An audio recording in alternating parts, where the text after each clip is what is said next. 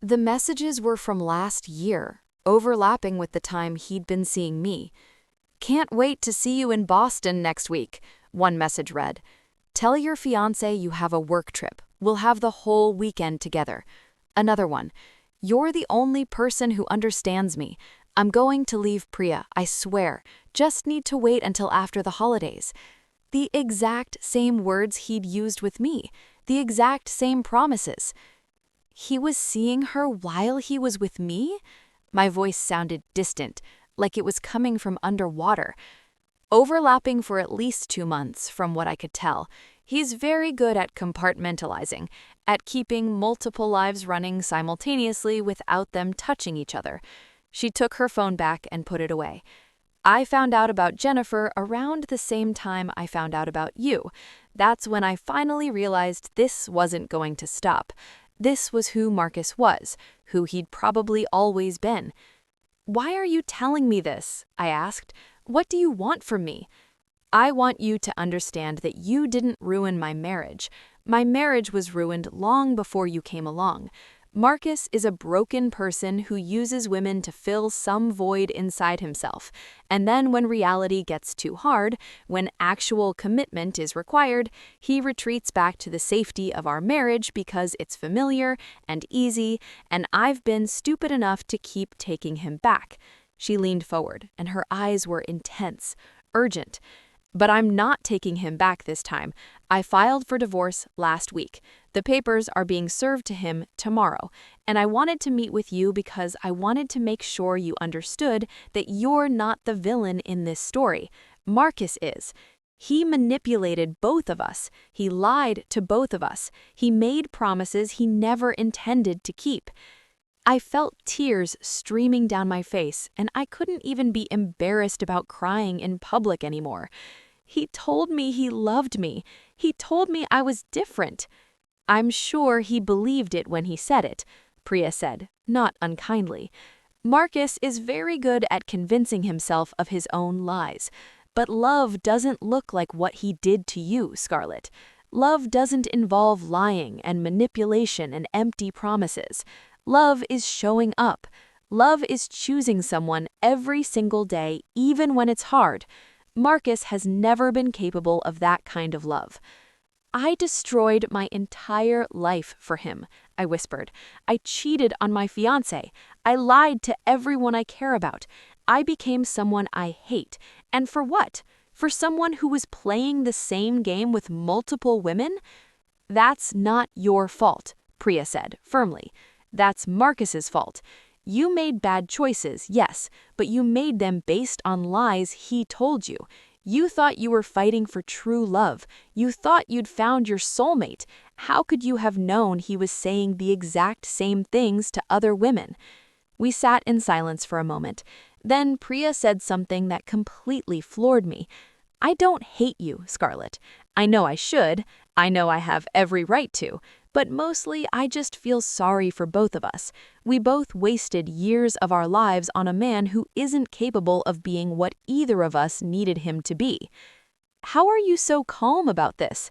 I asked. "If I were you, I'd want to kill me. I'd want to kill him." "Oh, I did," she said with a slight smile. "For about 3 days after I found out, I wanted to burn his entire life to the ground. But then I realized that the best revenge wasn't hating him or you. It was freeing myself, taking my kids and my half of everything we built together and starting over without him, letting him face the consequences of his actions without me there to clean up his messes anymore." "What about your kids?" I asked, thinking about the 2 children I'd seen in Marcus's Instagram photos, the ones he'd told me about, the ones I'd been so jealous of because they got to have him in their lives every day, while I got scraps. "They'll be fine," Priya said. "Kids are resilient, and honestly, I think they'll be better off seeing their mother happy and confident instead of constantly anxious and sad, wondering when their father will screw up again. Marcus will still be their dad. He'll still see them, but I'm done pretending we're a family when we haven't been for years." She stood up, gathering her purse and coat. "I need to go. I have to pick up my daughter from ballet.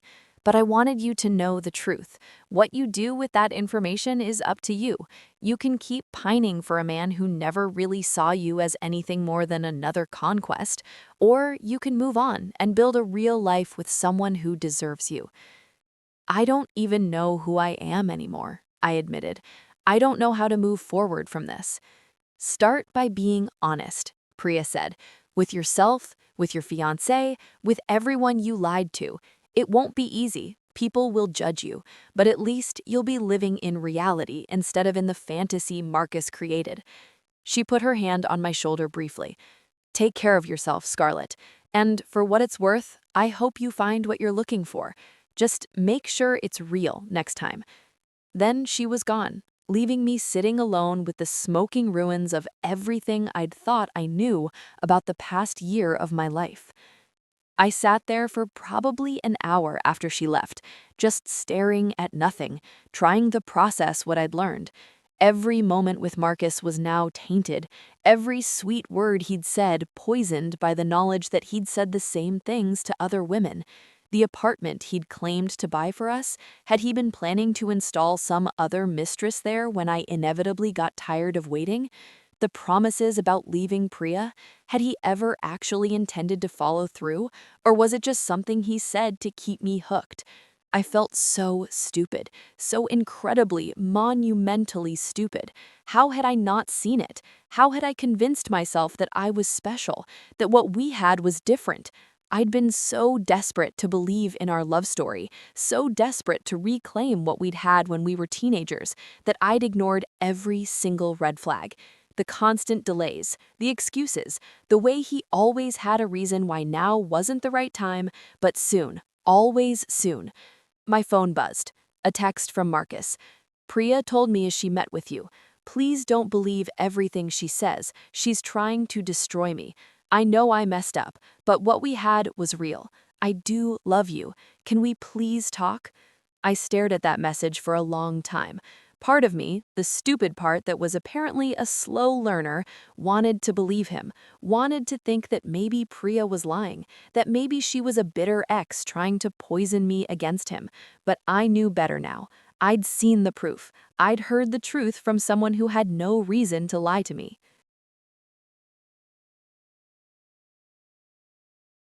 I blocked his number without responding. Then I went home to my apartment where Andrew was probably already there, probably making dinner or watching TV or doing something completely normal and domestic, completely unaware that his fiancée had been living a double life for a year. I stood outside the building for 20 minutes, trying to work up the courage to go inside, to face him, to tell him the truth. When I finally walked in, Andrew was in the kitchen making pasta, wearing the ridiculous apron I'd bought him as a joke that said, "Kiss the cook." He looked up when I came in and smiled, that open, trusting smile that made me want to die. "Hey, babe," he said. "How was your day? I'm making that carbonara you like." "Andrew, we need to talk," I said, and I watched his smile falter. "That sounds ominous," he joked, but his eyes were worried. "What's going on?" I sat down at our kitchen table, this expensive custom table we'd picked out together at some boutique furniture store in Soho, arguing good-naturedly about whether walnut or oak looked better. That felt like a lifetime ago. "I need to tell you something," I started, and my voice was shaking. "And I need you to just let me get it all out before you say anything, okay?" He turned off the stove and sat down across from me, and I could see him bracing himself for bad news. But he had no idea. He had no idea how bad it actually was. "I've been having an affair," I said, just ripping the Band-Aid off. "For the past year, with someone from my past. It's over now, but it happened, and I lied to you about it. And I'm so, so sorry." Andrew's face went completely blank, like his brain couldn't process what I just said. "You what?" "I cheated on you for a year with a married man.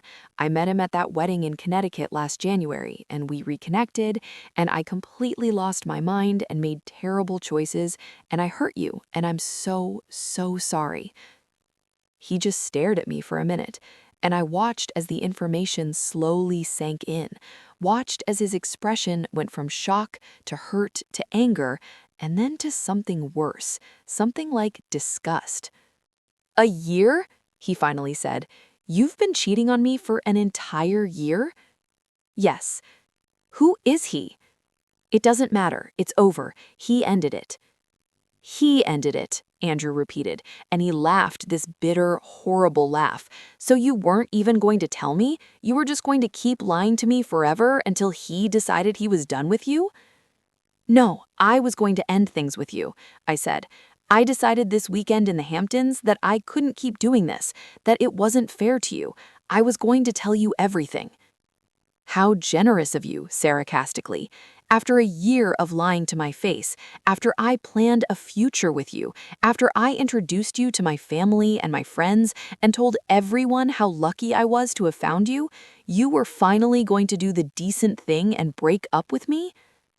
"I know I don't deserve your forgiveness," I said, crying now. "I know I'm a terrible person, but I needed to be honest with you.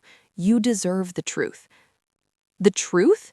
Andrew stood up, his hands shaking. "You want to talk about truth? The truth is I've been completely faithful to you for 3 years. The truth is I've planned my entire life around you. The truth is I was going to marry you, Scarlett. I was going to spend the rest of my life with you. And you've been fucking someone else for a year?"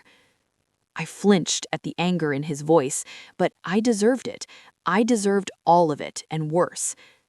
"Every time you said you were working late, every time you had a work trip, every time you were distant or didn't want to have sex, you were with him, weren't you?" I nodded miserably. Jesus Christ. That question hit me harder than anything else he'd said, because the honest answer was complicated and messy and would hurt him even more than he was already hurt. But I owed him honesty now, even if it destroyed him. "I did love you," I said carefully. "I do love you, in a way, but I was never in love with you. Not the way I should have been, not the way you deserved. And I'm so sorry for that. You deserved someone who loved you completely, who was all in, who wasn't constantly thinking about someone else." "Get out," Andrew said quietly. "What?" "Get out of my apartment. Pack your shit and get out. I can't look at you right now." "Andrew, please, can we just talk about this?" "Talk about what?" he exploded. "Talk about how you wasted 3 years of my life? Talk about how I almost married someone who was using me as a placeholder? Talk about how every single moment we shared was a lie? There's nothing to talk about, Scarlett. You made your choices, now live with them." "This is my apartment too," I said weakly. "My name is on the lease." "I don't give a fuck whose name is on the lease. I'm telling you to leave. I'll deal with the apartment later. Right now, I need you to get your things and go before I say something I'll actually regret." I'd never seen Andrew like this. In 3 years together, we'd barely even fought. He was always so calm, so rational, so willing to talk things through. But I'd broken something in him. I'd taken this good, kind man who'd loved me and turned him into someone capable of real rage. I packed a bag with shaking hands while Andrew sat on the couch with his head in his hands. I wanted to say something, anything to make it better, but there was nothing to say. I'd destroyed us. I'd destroyed him. There was no coming back from this. "I really am sorry," I said one more time as I stood at the door with my bag. He didn't respond, didn't even look at me. I went to a hotel, some boutique place in the West Village that was overpriced and pretentious, and exactly the kind of place I would have loved a year ago, when my biggest concern was whether my Instagram aesthetic was on point. Now it just felt hollow and meaningless. I spent that entire night going through my phone, deleting every message from Marcus, every photo, every email, trying to erase him from my digital life, like I could somehow erase him from my memory. But it didn't work. He was still there, in my head, in my heart, this ghost that had haunted me for a decade and would probably haunt me for the rest of my life. Around 3 in the morning, I got a call from my mother. Apparently, Andrew had called my parents to tell them the engagement was off. He hadn't told them why, just that we weren't compatible and had decided to go our separate ways. My mother was in hysterics. "What happened?" she demanded. "Andrew said you two broke up, but he wouldn't tell me why. Scarlett, what did you do?" "I cheated on him," I said flatly, too exhausted to lie anymore. "For a year. With Marcus Chen from high school. Remember him? The boy who broke my heart? Well, I let him break it again, and I destroyed my relationship with Andrew in the process." There was a long silence on the other end of the line. Then my mother said, in a voice colder than I'd ever heard from her, "How could you be so stupid?" "I know. Andrew was perfect for you. He came from a good family, he had an excellent career, he was going to give you the life you deserved. And you threw it all away for some married man? What were you thinking?" I wasn't thinking. I was feeling. For the first time in years, I was actually feeling something instead of just going through the motions of the life everyone expected me to have. "Feelings," my mother said dismissively. "Feelings are for children, Scarlett. Adults make practical decisions. Adults don't destroy their futures for some romantic fantasy." "Maybe I don't want the future everyone planned for me," I said. "Maybe I don't want to marry someone just because he checks all the right boxes. Maybe I want something real." "And look where that got you," she replied. "Alone in a hotel room at 3 in the morning, having destroyed the best thing that ever happened to you. I hope it was worth it." She hung up without saying goodbye. The next few weeks were absolutely brutal. Word spread fast in our social circle about the broken engagement. People took sides. Most of them sided with Andrew, which I understood. I was clearly the villain in this story. Ashley stopped returning my calls. Other friends sent brief, impersonal texts saying they needed space. My professional network, which overlapped significantly with my personal life, suddenly got very quiet. Nobody wanted to be associated with the woman who'd cheated on her perfect fiancé. My father called, more measured than my mother, but equally disappointed. "Your mother is very upset. The Mercers are important business connections for our family. This is going to make things awkward." "I'm sorry my personal life is inconvenient for your business relationships," I said sarcastically. "Don't be flippant, Scarlett. You made a serious error in judgment. Actions have consequences. I suggest you figure out how to fix this." But I couldn't fix it. There was no fixing what I'd done. I'd scorched the earth of my entire life, and now I had to figure out how to live in the wasteland I'd created. I threw myself into work, staying at the office until midnight every night, taking on projects nobody else wanted, trying to rebuild my reputation and prove I wasn't completely falling apart. My boss noticed the change and seemed pleased. "This is the Scarlett I hired," he said approvingly after I closed a difficult deal. "I'm glad you're back on your game." But I wasn't back on my game. I was just running from myself, using work as a distraction from the fact that I'd destroyed every meaningful relationship in my life for a man who'd never really wanted me at all. 3 months after everything fell apart, I was at a charity gala for work, one of those events where you're supposed to network and schmooze and pretend to care about whatever cause is trendy that year. I was standing at the bar ordering my 3rd glass of champagne when I felt someone tap my shoulder. I turned around and nearly dropped my drink. It was Marcus. "What the hell are you doing here?" I hissed. "I'm on the host committee," he said. "One of my companies is a major donor. Scarlett, please, can we talk just for 5 minutes?" "We have nothing to talk about." "I made a mistake," he said urgently. "The biggest mistake of my life. I should have chosen you. I should have left Priya when I had the chance. I was scared and stupid, and I ruined everything." "You're unbelievable," I said, shaking my head.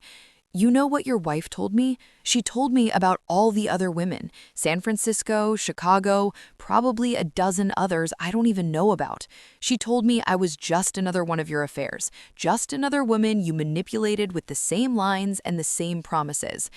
His face went pale. "She told you that?" "Yeah, Marcus, she told me that. And you know what else? She showed me proof. Text messages with another woman from last year, overlapping with the time you were supposedly madly in love with me and planning our future together. That wasn't what it looked like, he started.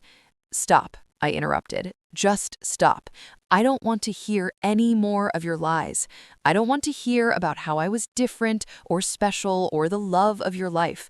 You're a liar and a manipulator and a serial cheater, and I was stupid enough to fall for it. But I'm done now. I'm finally completely done. Scarlett, please, he said, reaching for my hand, but I stepped back. You destroyed me twice, I said, my voice shaking with emotion. Once when I was 16 and didn't know any better, and again now when I absolutely should have known better. But I'm not going to let you do it a third time. Go back to your wife. Oh wait, you can't because she finally wised up and divorced you. Go find another naive woman to manipulate. Go live your pathetic life. Just leave me the hell alone. I walked away from him and I didn't look back. And for the first time since this whole mess started, I felt something other than despair. I felt angry. I felt powerful. I felt like maybe, just maybe, I was going to survive this after all.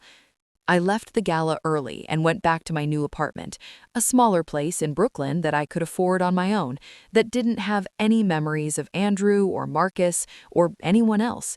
It was just mine, small and imperfect and nothing like the life I'd imagined for myself, but mine. I poured myself a glass of wine and sat on my balcony looking out at the city lights. My phone buzzed with a text from Marcus.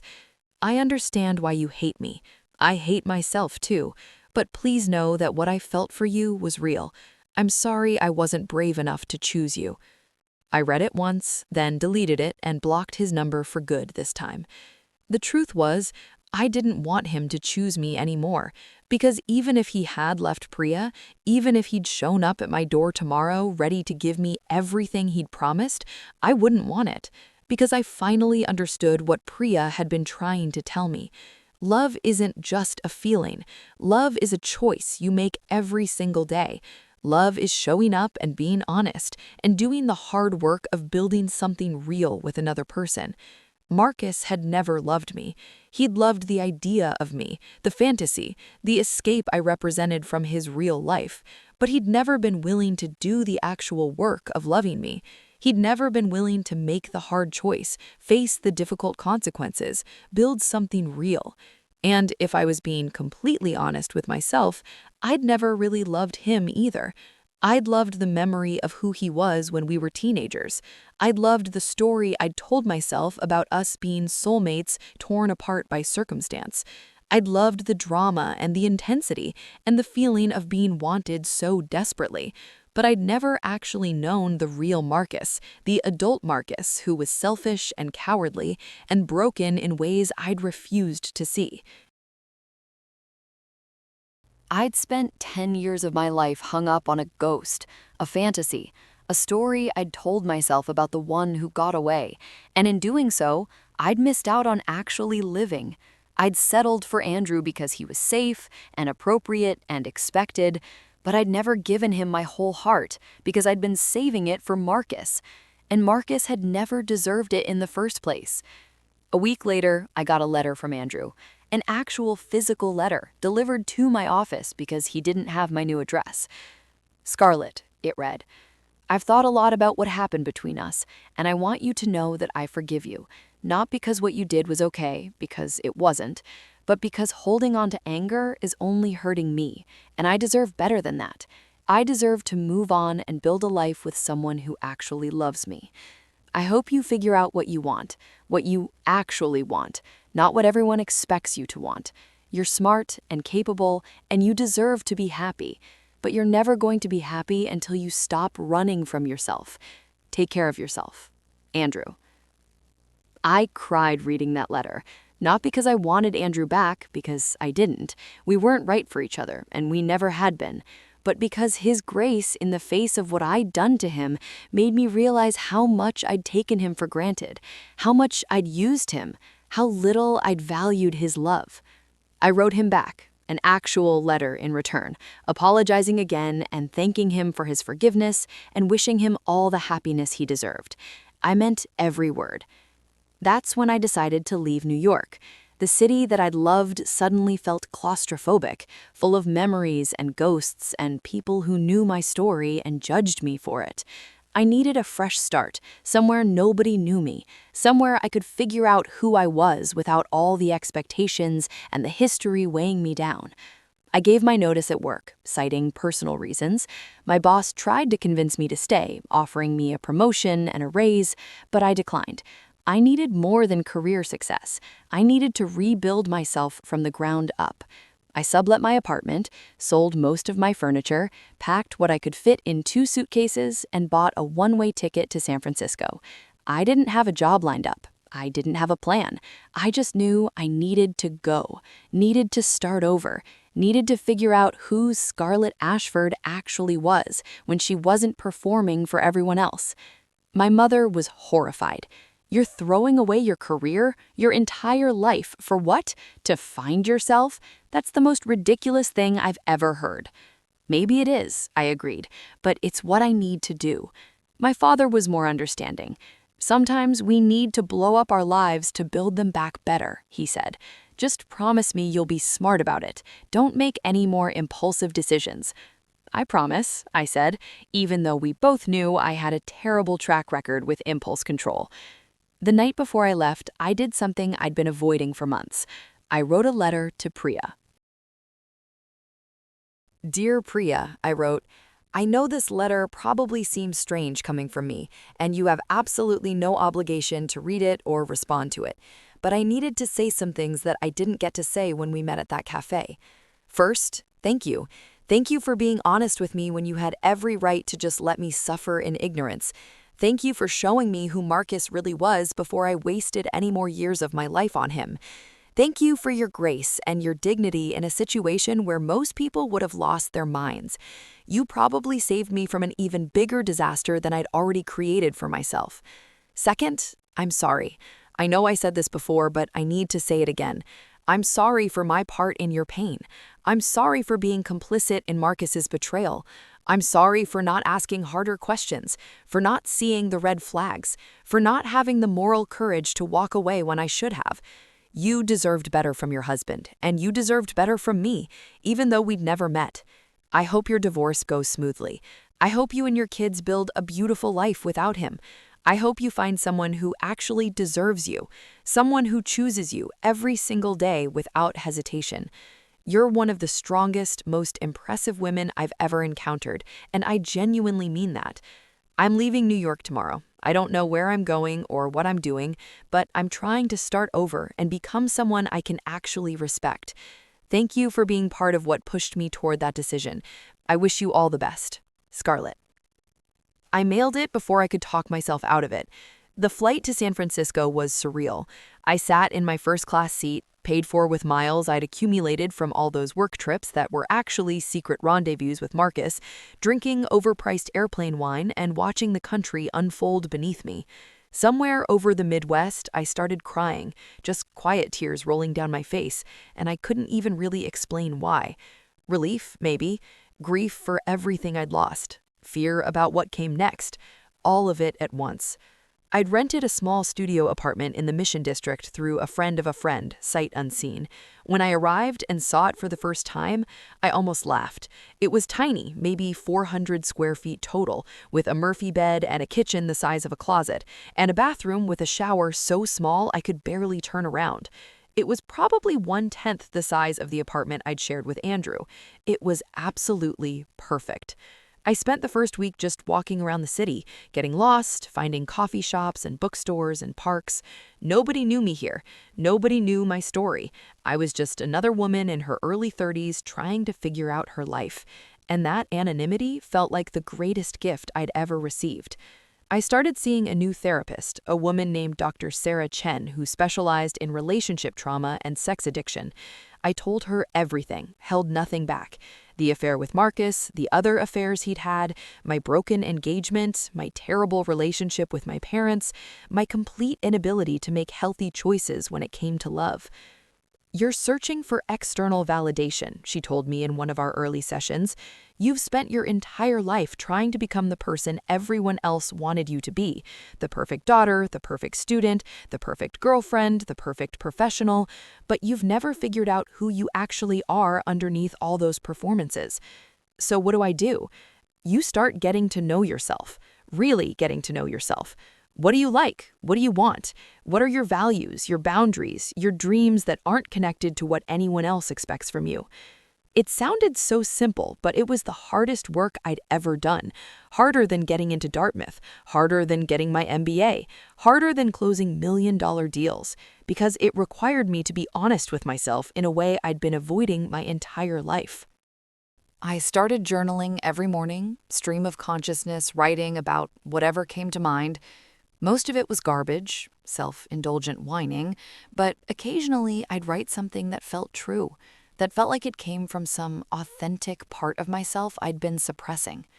I picked up painting, something I'd loved as a kid but abandoned because it wasn't a practical skill. I was terrible at it, but I didn't care. I'd spend hours in my tiny apartment splattering paint on canvas, creating abstract messes that meant nothing to anyone but me. I started volunteering at a women's shelter, helping other women who'd left abusive relationships, who were trying to rebuild their lives from nothing. It put my own problems in perspective. Yes, I'd made terrible choices, but I'd also had resources and privilege that these women didn't have. I'd been able to walk away and start over. Not everyone had that luxury. 3 months into my San Francisco experiment, I got an email from Ashley, my friend from college, who'd stopped talking to me after the breakup with Andrew. "I heard you moved to California," she wrote. "I hope you're doing okay. I'm sorry I cut you off. That wasn't fair. You made a mistake, but you're still my friend. If you ever want to talk, I'm here." I cried reading that email. Then I called her and we talked for 3 hours about everything and nothing, about what I'd done and why I'd done it and who I was trying to become. She told me about her own relationship struggles, her own moments of feeling lost and making bad choices. She reminded me that I was human, that humans fuck up, that the measure of a person isn't whether they make mistakes, but how they respond to those mistakes. "Are you still in love with him?" she asked. "With Marcus?" I thought about it for a long time before answering. "No," I said finally. "I don't think I ever really was. I was in love with the idea of him, with the story I'd been telling myself since I was 16. But the actual person, the guy who lied and cheated and manipulated multiple women, I don't love him. I don't even really like him." "That's progress," Ashley said. "Yeah," I agreed. "It really is." I started dating casually, nothing serious, just coffee dates and dinners with guys I met through apps or friends. I was honest with all of them up front. I was working on myself. I wasn't looking for anything serious. I just wanted to practice being around men without losing my entire sense of self in the process. Some of them were nice, some of them weren't. Some of them wanted more than I could give. Some of them were perfect on paper, but I felt nothing. And slowly, I started to understand that feeling nothing wasn't a tragedy. It just meant they weren't right for me. I didn't have to force chemistry. I didn't have to perform attraction. I could just be honest about what I felt and what I wanted. 6 months after moving to San Francisco, I got a job at a small venture capital firm that focused on women-led startups. It paid less than my New York job, but the work felt meaningful in a way my old job never had.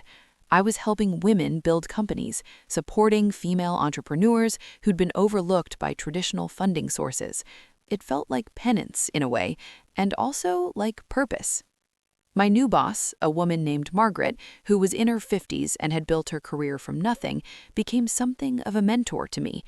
"You've got good instincts," she told me after I'd been there for a few months, "but you second-guess yourself too much. Trust your gut. You know more than you think you do." I thought about that a lot, how much of my life I'd spent seeking external validation, asking other people what they thought I should do instead of trusting my own judgment, how I'd let Marcus dictate my worth, let my parents dictate my path, and let society dictate my dreams. 1 year after leaving New York, I flew back for a weekend. Not to see my parents, though I did have dinner with them one awkward night where we talked about everything except the elephant in the room. I went back to see the city, to walk through the neighborhoods where I'd lived my old life, to see if I felt anything. I walked past the building where Andrew and I had lived together. I stood outside for a minute, remembering the woman I'd been when I lived there, engaged and miserable and lying to everyone, including myself. I didn't miss her. I didn't miss that life. I walked past the Carlisle where Marcus and I had our first night together. I remembered how desperate I'd been that night, how convinced I was that I'd finally found my way back to my one true love. It seemed laughable now that I'd ever believed that intensity and drama were the same thing as love. On my last night in New York, I met Andrew for coffee. He'd agreed to see me when I reached out, though he'd made it clear it was just closure, nothing more. He looked good, happy even, lighter than I'd ever seen him. "You look different," he said when I sat down across from him. "So do you. Good different." "I'm seeing someone," he told me. "Her name is Rebecca. She's a teacher. We met through friends. It's early, but it's good. Really good." "I'm happy for you," I said, and I meant it. "You deserve someone who loves you the way you deserve to be loved." "So you," he said. "Are you seeing anyone?" "Casually, nothing serious. I'm still figuring out who I am before I try to be part of a we again." "That's probably smart," he said. "For what it's worth, I don't hate you anymore. I did for a while, but I don't now. You did me a favor, in a weird way. You showed me that I'd been settling too. Maybe not in the same way you were, but I'd convinced myself that a relationship that was good enough was all I could expect. Rebecca makes me realize what I was missing." "I'm glad," I said. "I'm really glad you found that." We talked for an hour. Easy conversation between two people who used to know each other well and didn't anymore. When we said goodbye on the street corner outside the coffee shop, he hugged me briefly. "Take care of yourself, Scarlett, and next time you fall in love, make sure it's with someone who's actually available and actually worth it." "Next time I fall in love," I replied, "I'm going to make sure I actually love myself first." He smiled at that. "That sounds like a good plan." I flew back to San Francisco feeling lighter than I had in years, like I'd finally closed a chapter, put the past to rest, made peace with my mistakes. 2 weeks later, I got a letter forwarded from my New York address. It was from Priya. "Dear Scarlett," it read, "thank you for your letter. I'll admit I wasn't sure whether to respond, but your honesty moved me. I wanted to let you know that my divorce was finalized last month. It wasn't easy, but it was necessary. The kids are adjusting better than I expected. They're resilient little humans.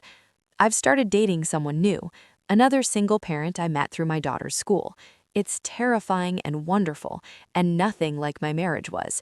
He's kind and present, and he shows up. That's what I learned from all of this, that showing up is the whole thing. Everything else is just noise. I heard through the grapevine that you moved to California. Good for you. Starting over takes courage. I hope you're finding what you're looking for out there. And if it helps at all, I want you to know that I don't blame you for what happened. Marcus was the one who was married. Marcus was the one who made vows to me and broke them repeatedly. You were just one of many women he manipulated. That doesn't excuse your choices, but it does mean you weren't the villain. You were just another one of his victims. I hope you've realized that. I hope you've forgiven yourself. Life's too short to carry that kind of weight forever. Take care of yourself. Priya." I read that letter probably 20 times. Each time I cried a little less and smiled a little more. She'd forgiven me. More than that, she'd freed me from the narrative I'd been telling myself where I was the homewrecker, the evil other woman, the person who destroyed a family. Marcus had destroyed his own family. I'd just been a willing participant in his self-destruction, too desperate for love to see what was actually happening. That night, I took all the letters I'd saved, the one from Andrew, the one from Priya, even some old notes from Marcus that I'd been unable to throw away, and I burned them in a metal bowl on my tiny balcony. I watched the paper curl and blacken and turn to ash, and I felt like I was burning away the last remnants of that person I used to be.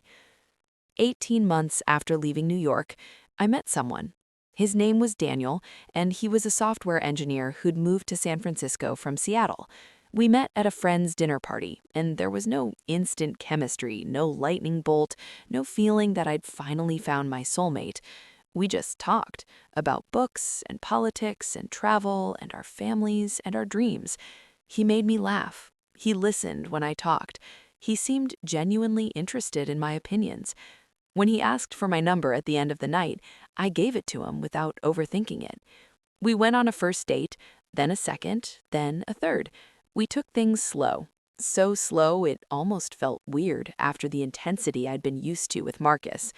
But the slowness felt good, safe, like we were building something real instead of just getting swept up in drama and passion.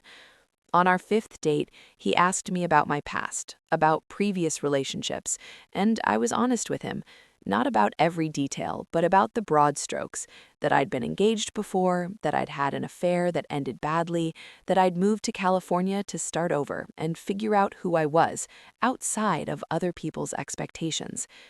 I waited for him to judge me, to pull away, to decide I was damaged goods. Instead, he just nodded thoughtfully. "Thank you for being honest," he said. "I appreciate that you trusted me enough to tell me. For what it's worth, I don't think past mistakes define who we are. I think how we respond to them does." "That's very wise," I said. "I have my moments," he replied with a smile. "We've all got a past, Scarlett. We've all made choices we regret. The question is who we're trying to become now." We'd been dating for 6 months when he told me he loved me. We were hiking in Marin, and we'd stopped at this overlook with a view of the entire bay, and he just said it, casually, like it was the most natural thing in the world. "I love you, by the way. Just thought you should know." My first instinct was panic. Love had always ended badly for me. Love had always meant drama and lies and pain. But then I looked at Daniel, this steady, kind man who showed up when he said he would, who called when he said he'd call, who never made me guess how he felt or what he wanted. And I realized something. This was what real love looked like. Not the fireworks and intensity I'd mistaken for love with Marcus. Not the comfortable companionship I'd settled for with Andrew. This was real, steady and honest, and built on actual foundation instead of 2 years into our relationship, Daniel proposed. Nothing elaborate, just us on our balcony on a Tuesday night, pancake asleep at our feet, a bottle of wine between us. "Marry me," he said, "not because it's what we're supposed to do or because anyone expects it, but because I want to choose you every single day for the rest of my life, and I want you to choose me too." I said yes, not because I was scared of losing him, not because I needed external validation, not because he represented some fantasy I'd been chasing since I was 16. I said yes because I wanted to build a life with him, this real, imperfect, beautiful life we'd been creating together. We got married 6 months later, in a small ceremony in Muir Woods, just close friends and family. My parents came, still somewhat confused by my West Coast life, but trying their best to be supportive. My mother actually cried during the ceremony, and afterward she hugged me and whispered, "You look happy, darling, really happy." "I am," I told her. "For the first time in a long time, I really am." Ashley was my maid of honor. Andrew sent a card with his congratulations, which I thought was incredibly gracious. Priya sent flowers with a note that said simply, "Wishing you all the happiness you deserve." Marcus sent nothing. I didn't expect him to. I'd heard through mutual acquaintances that he'd moved to Austin, was working at some tech company, was reportedly still single. I felt nothing hearing that news. No satisfaction, no sadness, no curiosity about his life. He was just a person I used to know, someone who'd taught me painful but necessary lessons about love and loyalty and knowing my own worth. On our wedding night, Daniel and I sat on the porch of the cabin we'd rented in Mendocino, watching the stars, and he asked me something that made me love him even more. "Do you ever regret it?" he asked. "The whole messy journey that brought you here? The affair, the broken engagement, all the pain and mistakes?" I thought about it for a long time before answering. "I regret hurting people who didn't deserve it," I said finally. I regret Andrew and the time I wasted for both of us. I regret being the kind of person who could participate in something that caused Priya and her kids so much pain. Those regrets will probably always be with me in some way. But, Daniel prompted gently, but I don't regret the journey, because if I hadn't gone through all of that, hadn't hit rock bottom, hadn't been forced to rebuild myself from scratch, I don't think I would have been capable of this, of us, of real love. I was so lost, Daniel. I was performing this version of myself that everyone expected, trying to fit into this life that looked perfect but felt hollow. And Marcus, terrible as he was, woke me up. He made me feel things I'd been suppressing for years. He made me realize I couldn't keep living that half-life. So he did you a favor, Daniel said with a slight smile. In the most fucked up way possible, yeah, he did. Though I wish I could have learned those lessons without hurting so many people in the process. You're a good person, Scarlett, Daniel said, pulling me closer. Good people make mistakes. It doesn't make you less good. It makes you human. We sat there in comfortable silence for a while, and I thought about 16-year-old Scarlett, the girl who'd fallen so desperately in love with Marcus Chen that she'd carried that love like a wound for a decade. I wished I could have gone back and told her that he wasn't worth it, that she was going to be okay, that the story she was telling herself about soulmates and destiny was just a story. But I also understood that she wouldn't have listened. She needed to live through all of it to become the person I was now. Maya was 6 months old when I got one last message from Marcus. It came through LinkedIn of all places, since I'd blocked him everywhere else. I saw your announcement about your daughter. Congratulations. You always said you wanted to be a mother. I'm happy you got everything you wanted. I'm sorry for everything I put you through. I hope you've forgiven me. I still think about you sometimes, about what we could have been if I'd been brave enough. I hope you think of me kindly sometimes too. Marcus. I read that message once, then closed it without responding. I didn't need to think about him kindly. I didn't need to think about him at all. He was my past, and my past had taught me everything I needed to know about what I didn't want. What I wanted was this: Daniel bringing me coffee in bed while I nursed our daughter, Pancake barking at nothing in the backyard, the mess of toys in our living room and the laundry that never seemed to end, and the absolute joy that somehow made it all worthwhile. I wanted the ordinary magic of a real life with a real person who chose me every single day, not because I was his fantasy or his escape or his soulmate, but because I was his partner, his equal, his person. That evening, I deleted the LinkedIn message without archiving it. I didn't need that last word from Marcus. I didn't need his apology or his regret or his wondering about what could have been. I knew exactly what could have been. More lies, more broken promises, more years wasted on someone who was never capable of being what I needed.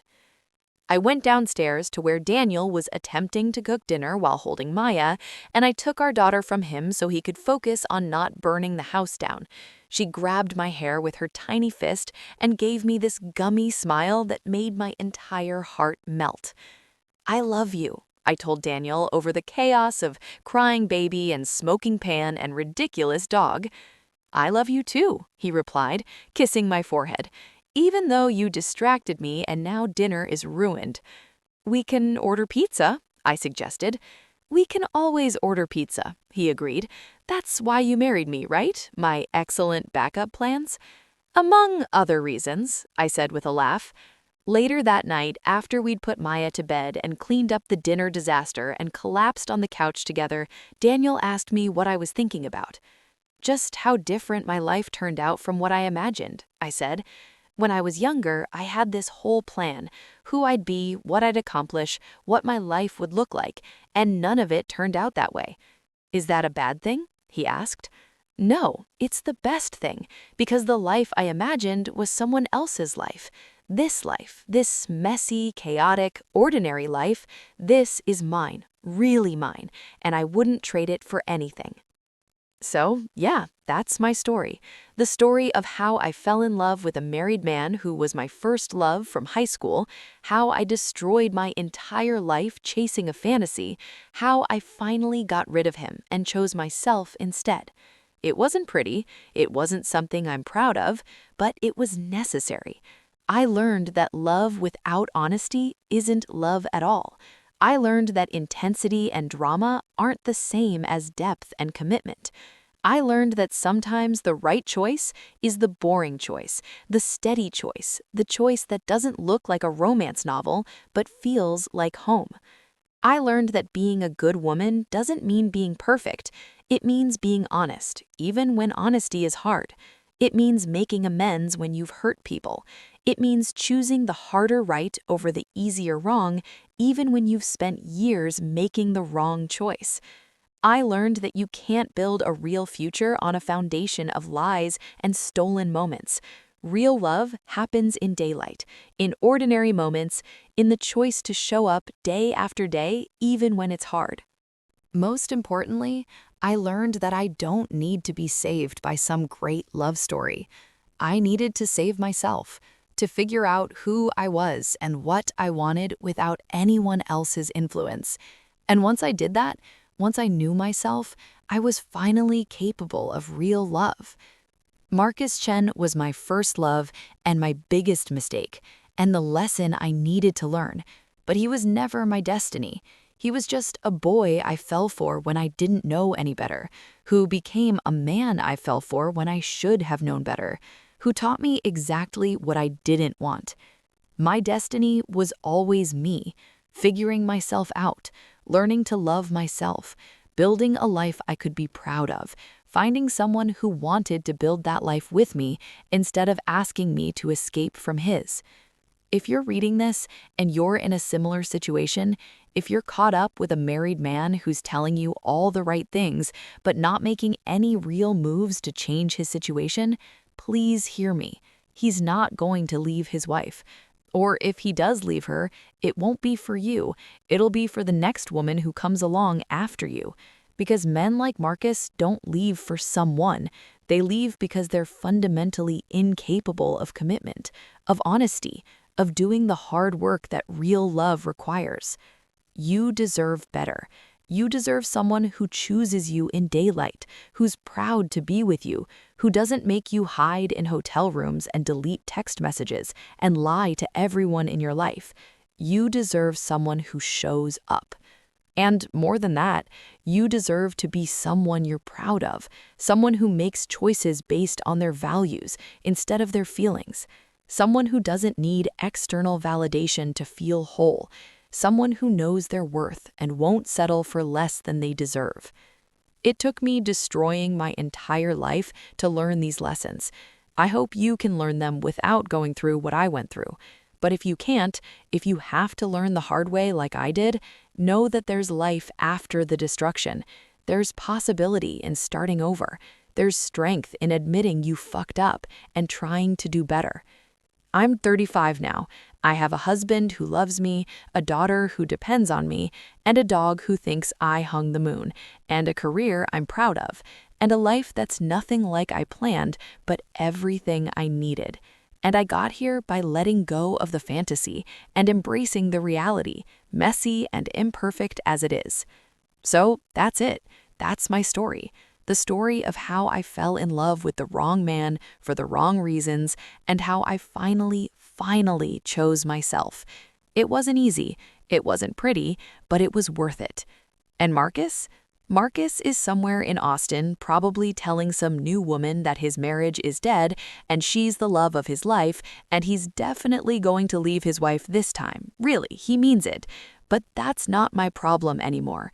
My problem is figuring out how to get my daughter to sleep through the night and convincing my husband that we don't need to adopt another dog and making sure I'm building a life I can be proud of. The extraordinary thing about ordinary love is that it's enough, more than enough. It's everything, and I'm finally smart enough to recognize that. I chose me, and then I chose us, and that made all the difference.